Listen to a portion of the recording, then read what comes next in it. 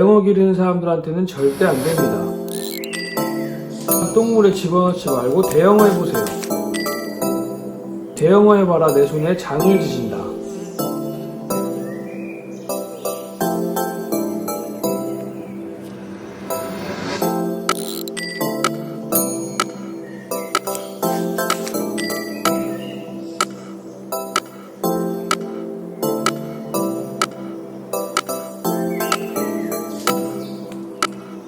맨 아쿠아님 정중하고 예의 있는 댓글 진심으로 감사드립니다.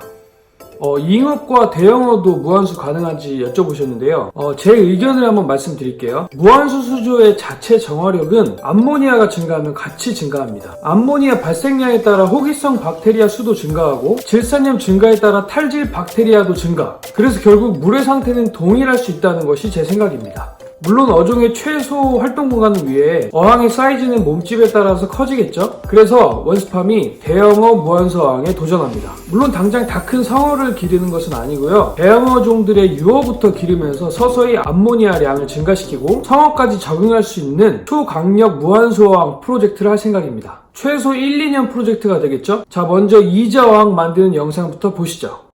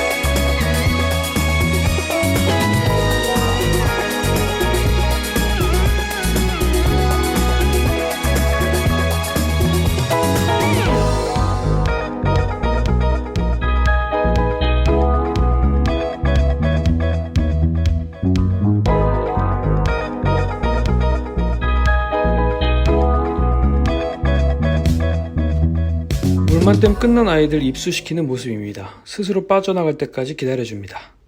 2장 정도 크기 어항 세팅할 때 제가 하는 저만의 독특한 방법이 두 가지 있는데요. 첫 번째는 세팅할 때 물을 한 50% 정도만 넣고 2, 3일 뒤에 나머지 물을 부어주는 겁니다. 그리고 두 번째는 세팅 이후에 어류들에게 한 3일 정도는 사료를 급여하지 않는 겁니다. 여러분, 어항 사이즈가 같을 경우에는 물의 높이가 낮은 어항이 산소가 더 많습니다. 물의 양 대비 표면적이 더 넓기 때문인데요.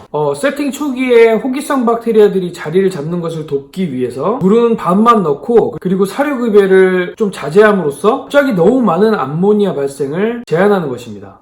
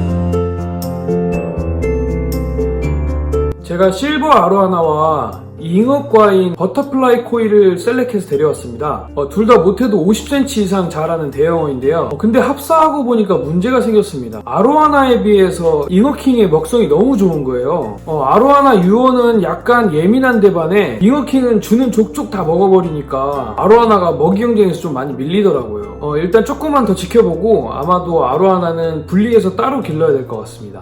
지금은 유어들이어서 2자항에 가능하지만 성어까지 잘 자라준다면 나중에 4자, 5자 이렇게 어항을 늘려가야겠죠? 여러분, 물에 예민한 작은 어종들만 무한수에 기르는 것이 가능한 것이 아니라 다양한 어종이 무한수가 가능하다는 것을 제가 마치 도장 깨기 하듯이 보여드리도록 하겠습니다.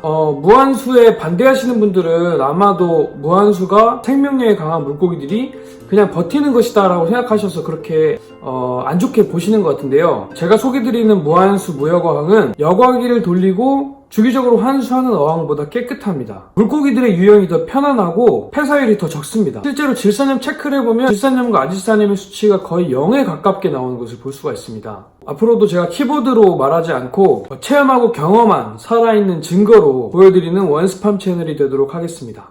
또 물의 상태를 1일 단위로 관찰하고 측정해서 제가 필요하다고 판단되면 환수하고 바로 원스팜 카페 공지에 알리도록 하겠습니다. 다음 영상은 제가 처음 업로드한 그 베타항이 이제 1년이 됐거든요. 그래서 1년차 베타항의 리뷰를 좀 해드리도록 하겠습니다. 여러분들 여기까지 시청해주셔서 감사하고 오늘도 아름다운 하루 되세요.